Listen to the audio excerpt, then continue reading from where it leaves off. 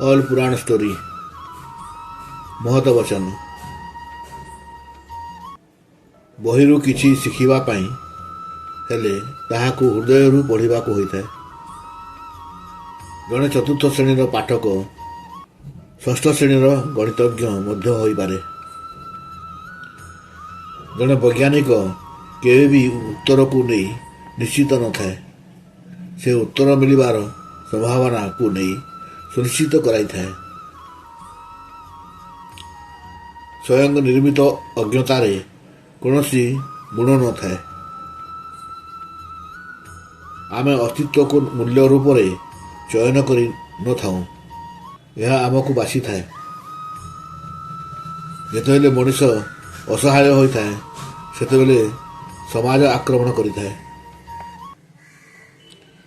ଲୋକତନ୍ତ୍ର ଏକ ଶକ୍ତି ଓ ଶାସନ ଅଟେ। ଏହା ଲୋକମାନଙ୍କର ଇଚ୍ଛା ନୁହେଁ, ବହୁମତର ଇଚ୍ଛା ହୋଇଥାଏ।